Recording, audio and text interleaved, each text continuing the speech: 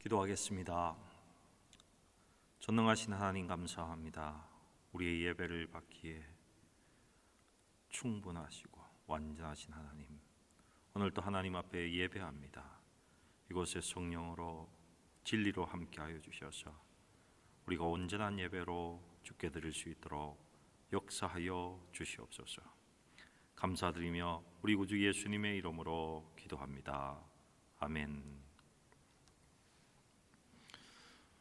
사랑하는 성도 여러분, 코로나가 지속되면서 많은 분들이 이제 인터넷 비대면 예배에 익숙해지고 있는 것 같습니다. 이렇게도 예배 드릴 수 있구나, 그런 것을 느끼기도 합니다. 하지만 또한 알게 모르게 예배에 소홀해지는 우리의 모습을 발견하고 깜짝 놀라기도 합니다. 오늘 저는 예배가 왜 중요한가, 이런 말씀을 함께 나누고 싶고요. 그리고 다시 한번 우리는 예배를 어떻게, 무엇으로 드려야 하는지 말씀 앞에서 한번 체크해 보기를 원합니다. 여러분, 창세기 6장에 가면요, 인류 역사상 가장 불행한 사건이 그곳에는 있습니다. 창세기 6장 3절에 보면 여호와께서 이르시되 나의 영이 영원히 사람과 함께 하지 아니하리니 이는 그들이 육신이 됨이라. 하나님의 영, 성령이 완전히 인간을 떠나버린 사건입니다.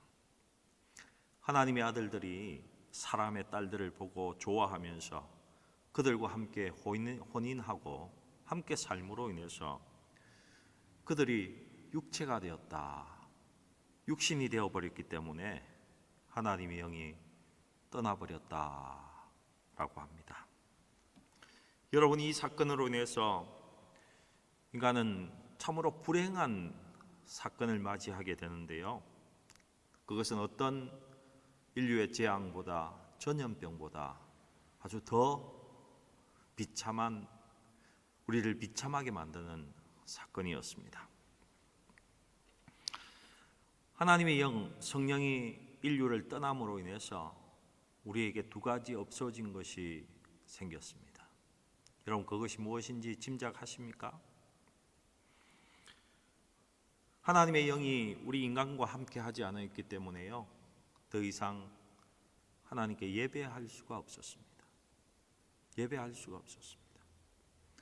그리고 또 하나는 하나님의 영이 더 이상 함께하지 않았기 때문에 더 이상 하나님과 동행하는 삶이 끊어져 버렸습니다. 예배와 동행이 사라져 버렸습니다. 여러분, 우리 인간은요, 하나님과 동물 사이 정도로 하나님께서 만드셨습니다. 그렇게 하나님이 창조하셨습니다. 사람은요, 동물과 똑같이 흙으로 빚어지지 않았습니까? 동물과 사람과 다른 점이 있다면 사람에게는 하나님의 영, 생기를 불어넣어서 하나님의 형상을 담게 했다는 것입니다. 사실 하나님의 영이 떠나버린 인간은요, 우리 속에 하나님의 영이 없으면 혼밖에 존재하지 않는 동물과 차이가 없습니다. 그렇지 않습니까? 육체가 되어버린 것입니다. 육체 덩어리로 이제 살게 되었다는 것입니다. 여러분, 이것은 멀리 볼 필요가 없이 우리 자신의 삶과 우리의 모습을 돌아다 보면 금방 증명될 수 있습니다. 우리가 예수를 믿습니다. 하지만 우리가 성령이 충만하고 성령 안에 있으면 어떻습니까? 하나님과 더 가까이 있습니다. 하나님 안에 있게 되고요, 하나님의 형상이 우리를 통해서 나타나게 되어 있습니다. 하나님의 모습이 우리 행동 속에서 성령 안에 있으면 나타나지 않습니까? 그리고 사람을 대할 때도 하나님의 사랑으로 대하는 모습이 우리에게서 나타납니다. 하지만 우리 속에 성령의 역할이 작아지고 하나님의 은혜가 떨어지면 우리의 모습이 어떻게 변합니까? 짐승에 가까운 모습으로 나타나기도 하지 않습니까? 욕하고 정오하고 거짓말하고 뒤통수 치고 미워하고. 여러분 그렇지 않습니까? 여러분 지금 말세에는요, 하나님께서 하나님의 영을 부어주신 성령 시대를 살아간다고 합니다. 성령의 시대에 살아가는데도 은혜가 떨어지면, 하나님의 영이 우리 안에서 활동하지 못하면 우리의 모습이 짐승같이 된다는 것입니다. 그렇다면 하나님의 영이 완전히 떠나버린 인간의 모습은 어떻겠습니까? 육체의 덩어리밖에 남지 않았다는 것입니다. 완전히 짐승처럼 행동하는, 죄를 짓는 그런 모습의 인간들로 남아버렸다는 것이죠. 하나님은 그 모습을 보고 이렇게 표현하고 있습니다. 창세기 6장 5절에 하나님께서 사람의 죄악이 세상에 가득함과 그의 마음으로 생각하는 모든 계획이 항상 악할 뿐임을 보시고 땅 위에 사람 지었음을 한탄하사 마음에 근심하시고. 이런 생각을 하셨던 하나님께서 생물 자체를, 인간 자체를 땅에서 홍수로 완전히 썰어버리시는 것입니다. 그러나 그 중에 오직 한 사람 노아에게 하나님은 은혜를 베푸셨습니다. 여러분, 인간에게서 하나님의 영이 떠났지만요, 간헐적으로 하나님의 영이 임한 사람들이 구약 성경에 나타나고 있습니다. 선지자들이 그랬습니다. 제사장들이 그랬습니다. 왕들이 그랬어요. 사사들이 그랬습니다. 이런 하나님의 일을 하는 사람에게는 성령이 함께 하셔서 하나님의 일을 하게 하셨습니다. 노아도 분명 그 중에 한 사람이었습니다. 근데 여러분, 노아에게 하나님의 은혜를 베푼 이유가 무엇입니까? 여러분 무엇이라고 생각하십니까? 성경은 그가 당대에 완전하였기 때문에, 완전한 자였기 때문이다, 이런 구절을 쓰고 있습니다. 여러분, 이 완전하다는 말을 원어로 보면요, 이것은 완벽한 사람이다, 이런 뜻이 아닙니다. 여러분, 하나님은 언약을 꼭 지키시는 하나님이시잖아요. 그래서 성경은 계속해서 여호와 하나님, 여호와라고 부르지 않습니까? 여호와라는 이름은요, 관계 속에서 보면은 약속을 지키시는 하나님, 언약을 신실하게 지키시는 하나님이라는 뜻이지 않습니까? 사람이 이 언약의 하나님을 늘 부르고, 또한 하나님은 자신이 약속하신 언약을 끝까지, 아무도 알아주지 않아도 하나님은 끝까지 혼자서라도 그 약속하신 것을 끝까지 지키시는 하나님이십니다. 여러분, 성경에서 가장 먼저 하신 약속, 성경의 13구절이 되는 구절이 무엇이라고 했습니까? 창세기 3장 15절이지 않습니까? 내가 너로 여자와 원수가 되게 하고 내 후손도 여자의 후손과 원수가 되게 하리니 여자의 후손은 내 머리를 상하게 할 것이요 너는 그의 발꿈치를 상하게 할 것이다. 이 말씀이 원시 복음으로 우리에게 주신 최초의 하나님의 약속의 말씀입니다. 여자의 후손이 꼭 오겠다는 이 약속, 그리고 그가 사탄의 머리를 상하게 해서 부숴버리겠다는 이 약속, 하나님은 태초부터 이 약속을 신실하게 지키시고 계셨습니다. 그리고 그 여자가 나올 수 있게 하는 그 통로가 되는 대표적인 여자들, 그 여자들에게는 꼭 은혜를 베푸셔서 여자의 후손이 끊어지지 않도록 하나님은 자신의 약속을 지키기 위해서 그들을 보호하셨다는 것입니다. 여러분, 노아가 어떤 사람입니까? 여자의 후손이 태어나기 위한 하나님의 통로로 세우신 분이신 것입니다. 그가 완전했기 때문에 아니었습니다. 하나님의 언약의 신실한 그 하나님께서 그 약속을 지키시기 위해서 노아에게도 하나님의 은혜를 베푸셨던 것입니다. 여자의 후손이 태어날 통로가 끊어지면 안 되잖아요. 하나님의 그 언약을 꼭 지키시기 위해서, 하나님의 약속이 지켜지지 않으면 안 되니까 하나님께서 그 통로에게 하나님은 은혜를 늘 베푸셨던 것입니다. 그 하나님의 은혜를 받고 있었던 이 노아가 홍수가 끝나고 방주에서 나온 후에 했던 첫 번째 행위가 무엇인지 아시죠? 오늘 저는 여러분과 그 이야기를 좀 하려고 합니다. 창세기 8장 20절을 보면요, 노아가 여호와께 제단을 쌓고 모든 정결한 짐승과 모든 정결한 새 중에서 제물을 취하여 번제로 제단에 드렸더니, 이렇게 기록하고 있습니다. 가장 첫 번째 한 그의 행동은요, 제물을 취해서 제단을 쌓고 하나님께 번제를 드린 것입니다. 하나님께 요즘 말로 하면 예배를 드렸다는 것입니다. 하나님께 예배를 드린 것입니다.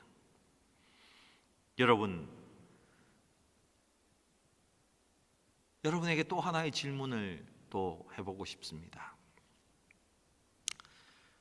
창세기 8장 21절 말씀에 보면요, 하나님께서 또 하나의 약속을 하십니다. 이제는 사람으로 말미암아 내가 전에 행한 것 같이 모든 생물을, 사람을 다시는 멸하지 않겠다는 약속을 또 하나님께서 또 하십니다. 사람으로 인해 사람들이 육체가 되어 저지른 죄악으로 인해서, 그것으로 인해서 다시는 생물과 사람을 다 썰어버리지 않겠다는 약속을 하셨습니다. 근데 여러분, 이 약속에서 홍수 전의 사람들은 정말 육체가 되어서 죄악 덩어리였기 때문에 그들은 할 수 없이 하나님이 벌해야 하는 데는 죄악의 사람이었기 때문에 썰어버렸고, 홍수 후에 노아의 자손들은 착하고 선한 사람이었기 때문에 하나님께서 이런 약속을 하십니까? 여러분, 어떻게 생각하십니까? 홍수 이후의 사람들은 착한 사람이었습니까? 아닙니다.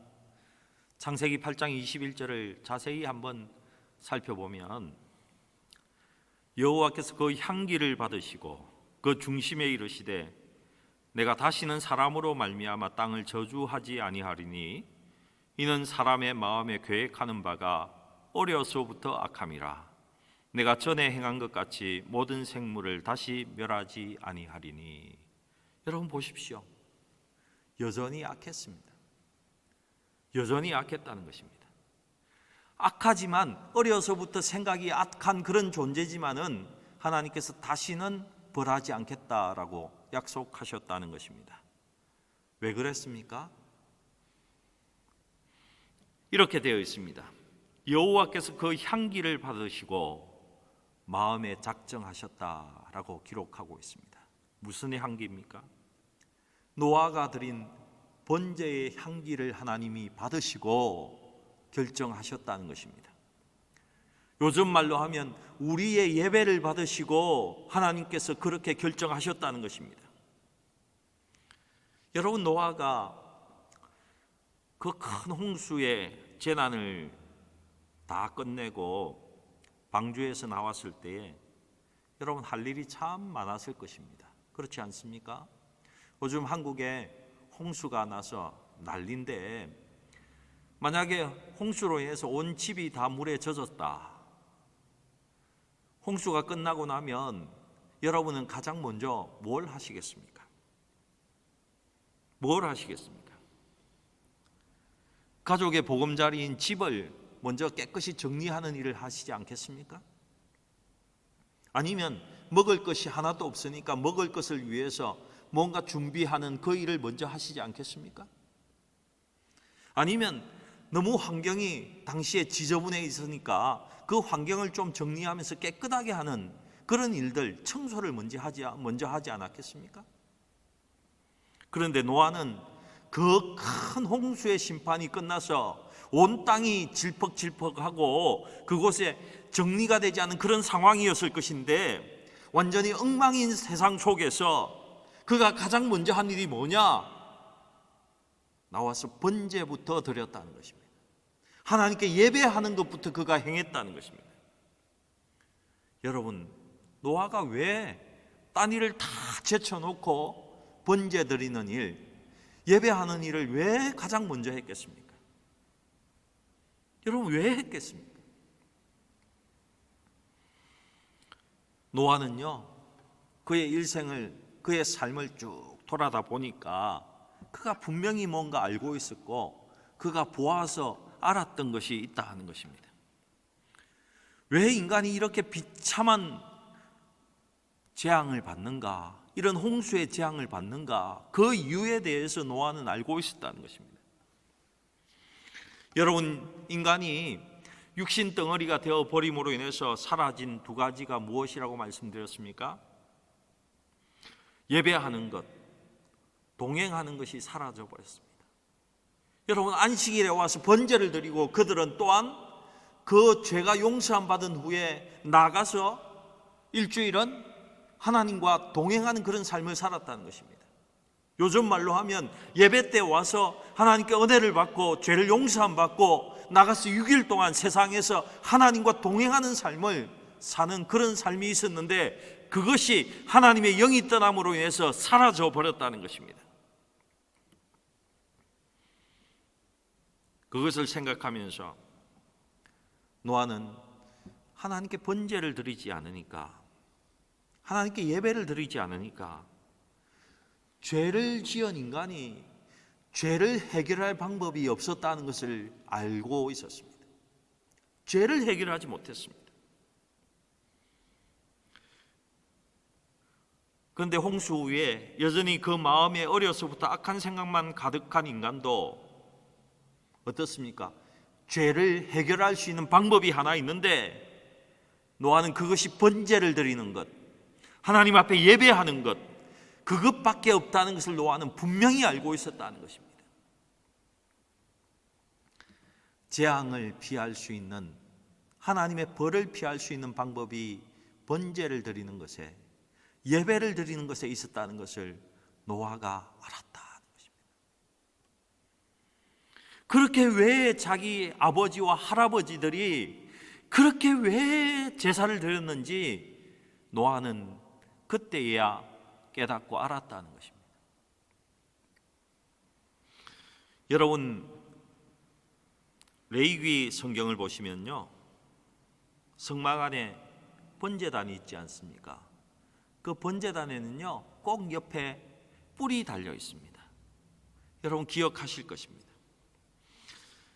하나님께서 번제단 옆에 뿔을 달아 놓으셨다, 달아 놓으라고 그렇게 명령하셨습니다.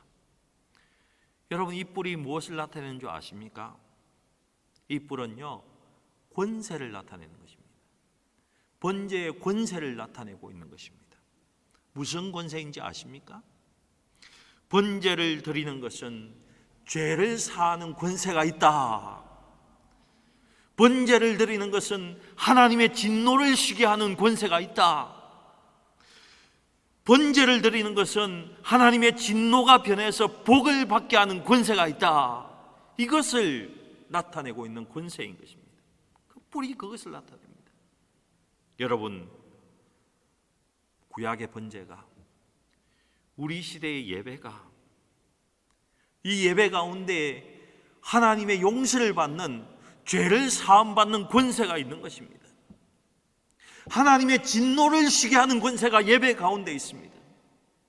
하나님의 진노가 변해서 축복으로 변하는 그 권세가 우리 예배 가운데 있다는 것입니다.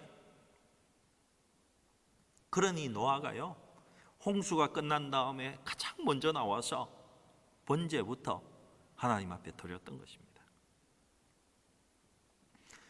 제사, 번제, 예배의 중요성을, 예배의 회복이 인생 가운데 가장 중요하다는 것을 노아가 알고 있었습니다. 여러분, 이 번제단은요, 예수님이 달리신 십자가를 상징하는 것입니다. 여러분, 번제단에 그 제물을 드릴 때에 그 제물로 드려진 짐승이에 안수를 합니다. 여러분, 그렇죠? 누가 안수합니까? 누가 그 짐승에게 안수합니까? 제물을 드리는 당사자가 안수를 합니다. 당사자가 안수합니다. 제사장이 하지 않습니다. 당사자가 안수를 합니다. 자신의 죄를 그 제물로 드리는 짐승에게 전가시키고 있는 것입니다. 소위 말하는 임파테이션, 임파트를 그 짐승에게 죄를 전가시키고 있는 것입니다. 그리고 그 제물을 번제단에 드림으로 해서 내 죄가 사해졌음을 알고 그 죄에서 해방된 것을 그들이 누리고 살았다는 것입니다. 나는 이제 하나님의 재앙 불에서 이제 자유로워졌다, 이것을 그들이 선포했다는 것입니다. 예수께서 여러분, 우리의 제물이 되어서 우리가 지은 죄를 다 지고는 십자가에 달려 죽으심으로 우리가 온전히 죄에서 해방되었습니다. 요한복음 12장 32절 말씀을 보면 이렇게 기록합니다. 내가 땅에서 들리면 모든 사람을 내게로 이끌겠노라. 내가 땅에서 들리면, 십자가에 올려져서 번제로 드려지면 온 인류를 하나님께로 이끌 수 있다. 하나님께로 올 수 있는 죄의 해방을 준다. 이런 구절인 것입니다. 내게로 이끌겠다. 여러분, 우리는 예수의 십자가의 죽으심을 믿음으로 우리 죄에서 완전히 해방된 자들입니다. 구원받은 자들입니다. 하지만 어떻습니까? 이 땅 살아가면서 여전히 육신을 입고 있는 관계로, 우리도 육체가 여전히 나와 함께 있는 관계로 죄에서 완전히 자유하지 못하지 않습니까? 그러니 예배 때마다 나와서 다시금 주님의 십자가를 바라보고 그 십자가를 붙들어야 한다는 것입니다. 그래야 우리의 죄에서, 내가 지은 이 육신 때문에 지은 그 잡은 죄에서 자유로울 수 있다는 것입니다. 하나님의 진노를 멈추게 할 수 있다는 것입니다. 예배 때마다 그 하나님의 진노가 바뀌어서 복으로 되는 그 역사 속으로 이끌림을 당할 수 있다는 것입니다.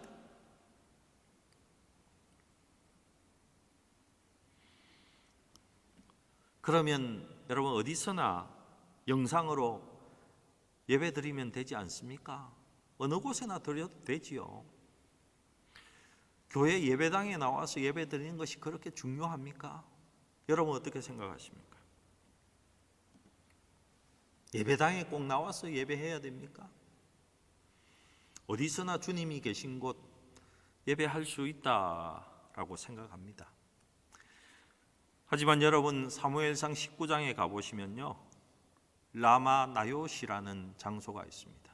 여러분 들어보셨죠? 라마 나요트. 이곳은요, 사울이 다윗을 죽이고자 하니까 사울을 피해서 도망간 곳이 라마 나요시입니다. 그곳에는 사무엘 선지자의 선지자 학교가 그곳에 있었습니다.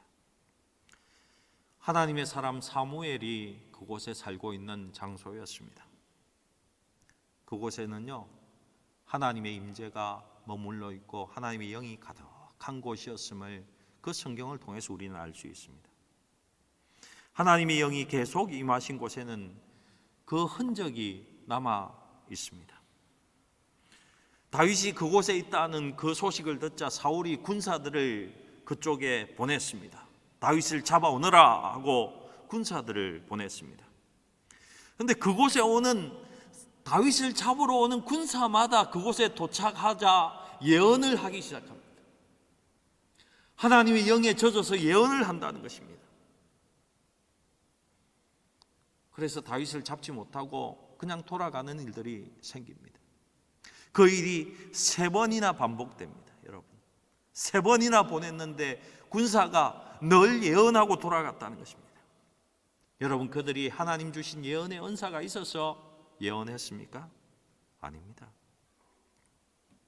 그곳에 하나님의 영이 가득했기 때문에 아주 평범한 사람이 그곳에 왔는데 그 하나님의 영에 젖어줄 수밖에 없었고 그곳에서 예언을 하게 되었다는 것입니다. 사울이 보낸 군사들이 3번 다 예언을 하고 돌아오니까 사울이 직접 나서서 다윗을 잡으러 옵니다. 그런데 사울도 라마 나요세 와서는 예언하는 그 모습이 나타나고 있습니다. 사무엘상 19장 23절입니다. 사울이 라마 나요세 가니라 하나님의 영이 그에게도 임하시니 그가 라마 나요세 이르기까지 걸어가며 예언을 하였으며 그가 또 그의 옷을 벗고 사무엘 앞에서 예언하며 하루 밤낮을 벗은 몸으로 누웠더라. 그러므로 속담에 이르기를 사울도 선지자 중에 있느냐 하니라. 여러분, 하나님의 임재가 머물러 있어 쌓여 있는 곳이 있다는 것입니다. 하나님의 영이 강력히 임한 곳에는 그곳에 하나님의 영이 아주 역사하는 힘이 강하게 나타난다는 것입니다. 열왕기하 13장 20절에 가보면요, 또 이런 기사가 있습니다. 엘리사가 죽으니 그를 장사하였고 해가 바뀜에 모압 도적대들이 그 땅에 온지라 마치 사람을 장사하는 자들이 그 도적대를 보고 그의 시체를 엘리사의 묘실에 들이 던짐에 시체가 엘리사의 뼈에 닿자 곧 회생하여 일어섰더라. 여러분 엘리사라는 사람 아시지 않습니까? 하나님의 영이 충만했던 사람, 엘리야로부터 하나님의 영이 임한 사람. 이 이야기는 엘리사가 죽은 지 한 1년 정도 된 후의 이야기라고 성경은 기록하고 있습니다. 어떤 죽은 사람을 이제 장사 지내기 위해서 시체를 이렇게 지고 가던 사람들의 이야기입니다. 그들에게 모압 도적대가 이렇게 달려드는 것을 보고 그들이 무서워서 갑자기 이 시체를 그냥 버리고 도망을 갔습니다. 그런데 그 시체를 어디에 버렸느냐? 엘리야의 무덤에 자신도 알지 못하고 던져서 버렸다는 것입니다. 자기들도 어디 던지든지 몰랐는데 마침 그곳이 엘리사의 무덤에 던졌다는 것입니다. 엘리사의 무덤. 엘리사가 죽은 지 1년이나 지났으니까, 장사한 지 1년이 지났으니까 뼈만 이제 남아있는 엘리사의 뼈에 그 시체가 닿았다는 것입니다. 그랬더니 죽었던 사람이 다시 살아났다는 그 이야기를 성경이 기록하고 있다는 것입니다. 그 뼈에 닿으니까 회생했다는 것입니다. 하나님의 영, 생명의 영이 그곳에 머물러 있었다는 것이죠. 여러분, 교회에 와서 예배 드리는 것이 왜 중요합니까? 하나님의 영이 가득히 임재한 그 예배당에서 예배 드림이 우리의 죽은 생명도 살릴 수 있다는 것입니다. 하나님의 영이 가득한 그곳에서 예배 드림이 우리를 죄에서 온전히 해방시킬 수 있는 능력으로 우리에게 임하신다는 것입니다. 하나님의 영이 가득한 그곳에서 예배드림이 하나님의 진노를 시게 하는 그런 역사가 우리에게 일어나게 한다는 것입니다. 하나님의 영이 가득한 예배당에서 예배 드리는 것이 하나님의 진노가 바뀌어서 복으로 바뀌는 그런 역사로 우리를 인도하신다는 것입니다. 여러분, 분명 상황이 여의치 않습니다. 하지만 최선을 다해서 하나님의 영이 머물러 있는 예배당에 나와서 하나님께 예배하는 것을 여러분 힘쓰시기 바랍니다. 아니면 가정에서 가정 예배로 드릴 때마다 여러분 꼭 기억하십시오. 인터넷에서 예배 드릴 때에도 우리가 예배하는 이 우리의 가정이 하나님의 영으로 가득 차게 하겠다. 하나님의 은혜가 머물러 있는 곳으로 하겠다. 꼭 이렇게 작정하시고 그 예배하는 장소에서 여러분 무릎을 꿇고 늘 기도하시기 바랍니다. 하나님, 이곳에 하나님의 영이, 성령이 이곳에 함께하여 주십시오. 기도해서 차곡차곡 여러분의 가정마다 하나님의 영이 온전히 머물러 있는 그런 예배 처소로 만드시라는 것입니다. 그곳에서 하나님의 영이 온전히 임한 곳에서 여러분 예배하십시다. 이것이 먼저입니다. 하나님은 영이시니 예배하는 자가 영으로, 여러분 성령으로 하나님의 임재 가운데 예배드려야 합니다. 우리 주님께서는 영으로 예배하라고 말씀하신 후에 또 진리로 예배하라고 말씀하고 계십니다. 진리로 예배하라고 하신 말씀은 사마리아인들의 예배를 떠올리게 하는 부분입니다. 이 산에서도 말고 예루살렘에서도 말고 라는 이 말씀에서 이 산은 그리심산을 말합니다. 바로 사마리아에 있는 산입니다. 그리심산과 에발산 하면 여러분 떠오르는 것이 있으시죠? 구약에서 축복과 저주의 산으로 등장하는 산의 이름입니다. 여러분, 이 사마리아 지역에는요 혼혈 민족들이 살고 있었습니다.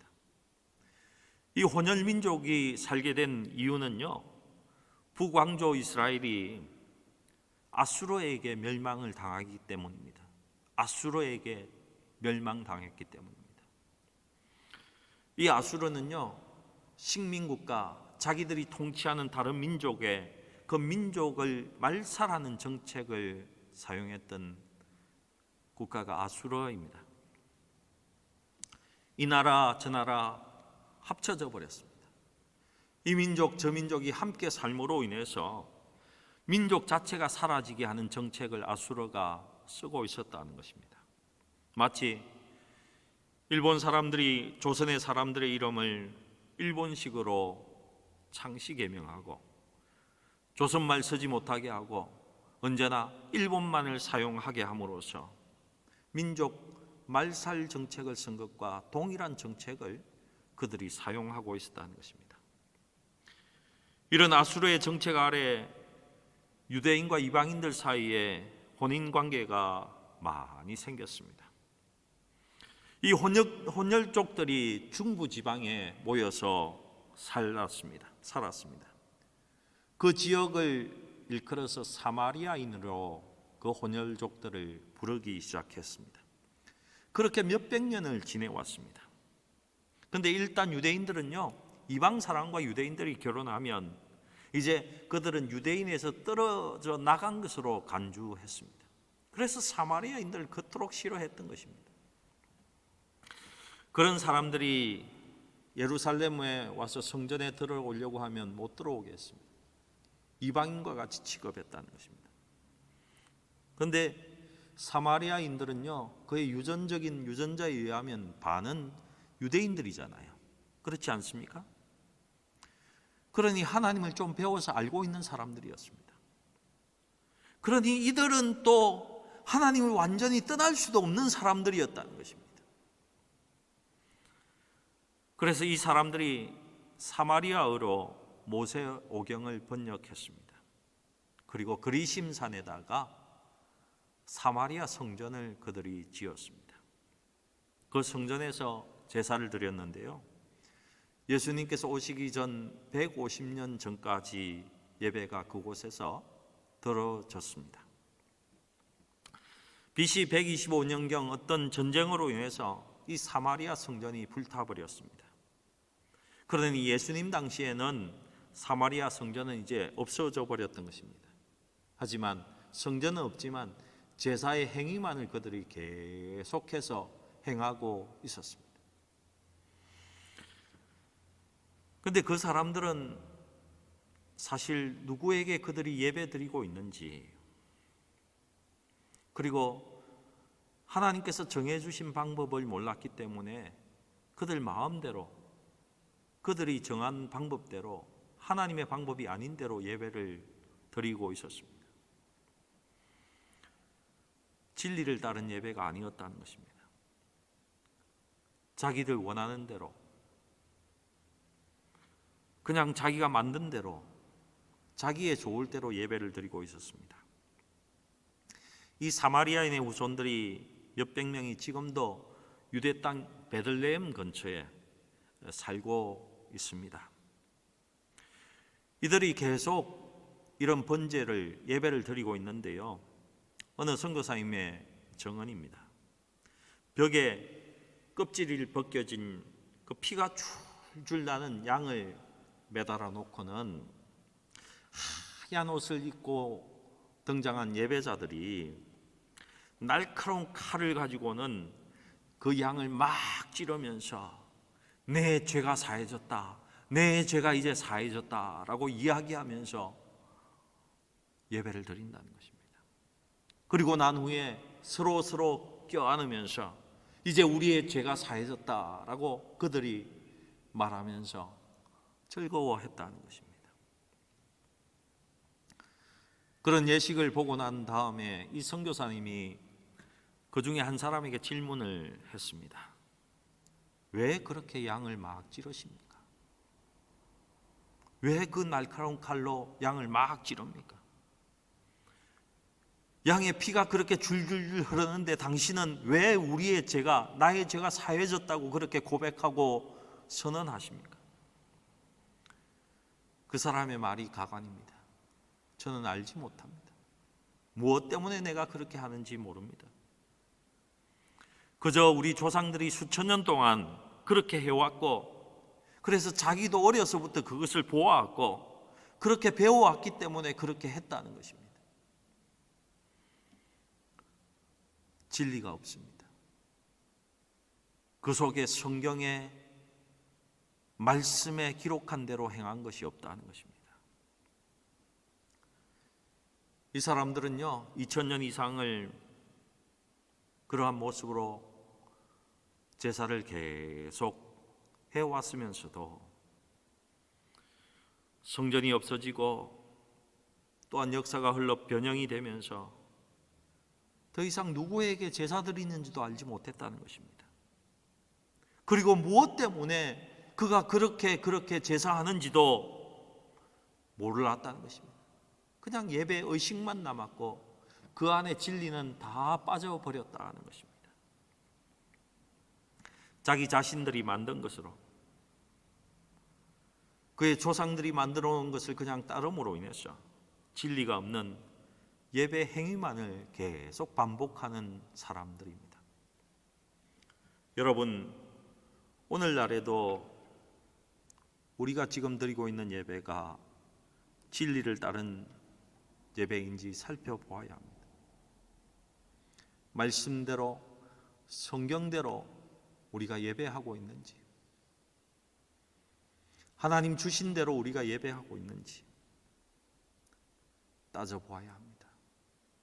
이 진리에 맞지 않으면 하나님 그 예배를 받으시지 않기 때문에 그렇습니다. 그러니 진리의 말씀은요, 성경을 우리가 잘 알아야 합니다. 그래서 성경을 배워야 하고 공부하기도 하고 그 성경의 말씀대로 예배하기 위해서 우리가 성경을 깊이 읽어 내려가야 합니다. 성경대로, 말씀대로 예배해야 합니다. 여러분, 진정한 예배가 무엇입니까?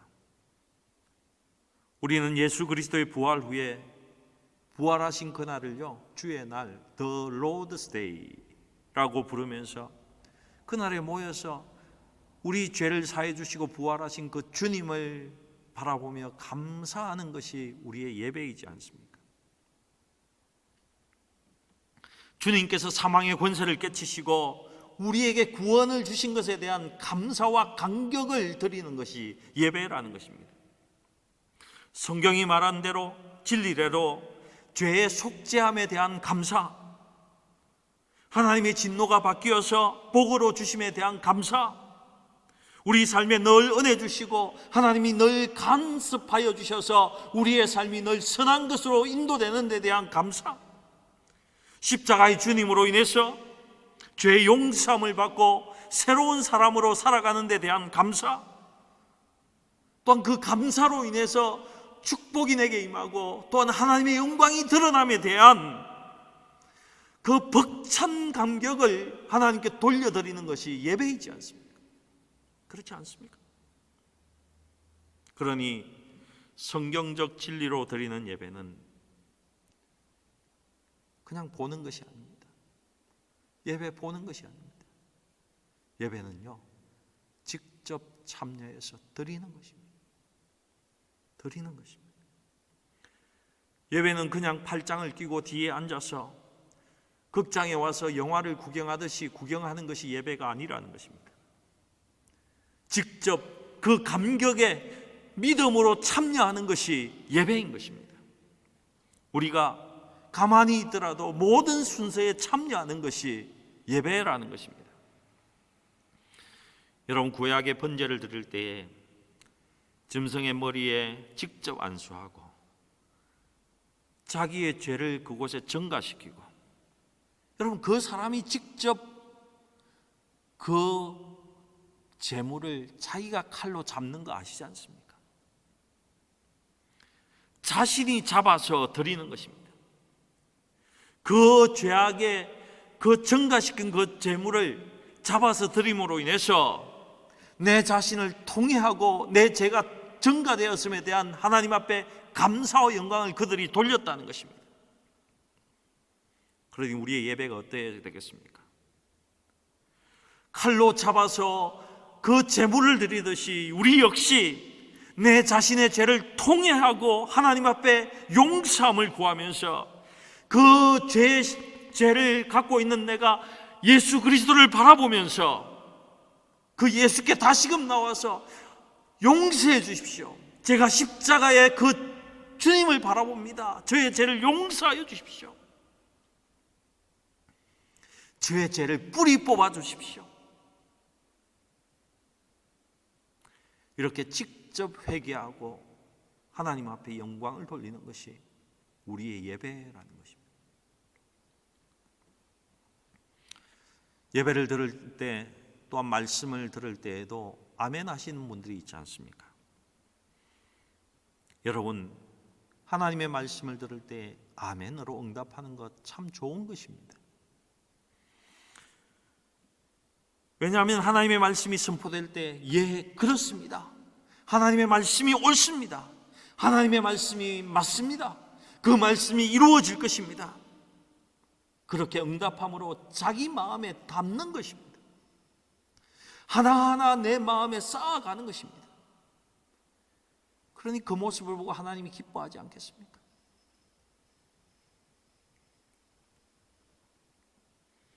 하나님의 말씀에 응답하고 그 말씀에 반응을 보이는 것, 하나님이 기뻐할 수밖에 없는 것이라고 저는 생각이 됩니다. 여러분, 진리에 따라서 마음을 활짝 열고 드리는 예배, 하나님 앞에 말씀의 진리를 따라서 행해지는 예배, 우리의 진실과 진심이 바쳐지는 그런 예배를 하나님 기뻐하시고 우리에게 원하시는 것입니다. 사랑하는 성도 여러분, 말씀을 맺겠습니다. 하나님께서 하나님의 영, 성령으로 드려지는 예배를 기뻐하십니다. 그리고 성경의 진리의 말씀을 따라서 드려지는 예배를 하나님이 받으십니다. 험량하십니다. 영과 진리로 드려져서 여러분, 우리의 예배가 살아있는 예배가 되기를 축복합니다. 그 살아있는 예배가 우리 삶 가운데 또한 드려지고, 예배 가운데 만났던 그 하나님으로 인해서 6일 동안은 하나님과 동행하는, 성령으로 인해서 동행하는 삶의 예배가 드려지는 우리 온 성도가 되기를 주님의 이름으로 축복합니다. 여러분, 예배는 우리 인생에서 가장 중요한 것입니다.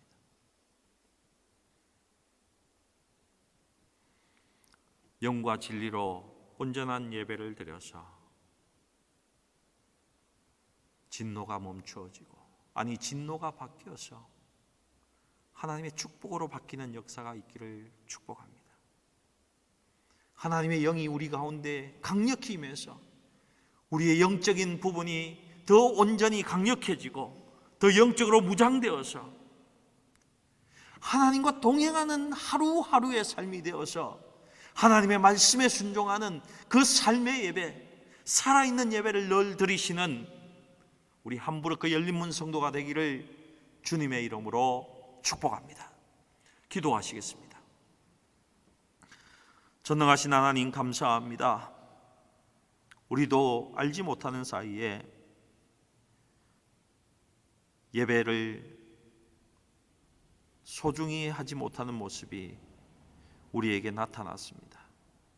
하나님, 우리를 일깨워 주셔서 하나님의 영이 우리 가운데 있어서 영으로 예배하게 하시고, 온전히 주님을 만나서 주님 안에서 우리가 온전한 예배를 드리게 하시고, 또한 그 예배가 말씀대로 하나님께서 내게 가르치신 대로 성경이 이르는 대로 드리는 예배가 될 수 있도록 축복하여 주시옵소서.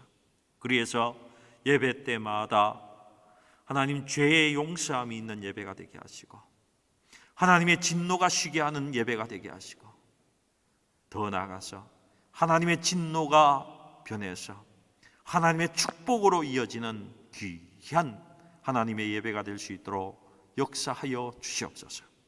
온전히 예배 때마다 성령의 충만함을 입고, 또한 나가서 6일 동안에 하나님과 동행하는 귀한 삶을 살아가는 우리 온 성도가 될 수 있도록 축복하여 주시옵소서. 하나님께 감사드리며 우리 구주 예수님의 이름으로 기도드리옵나이다. 아멘.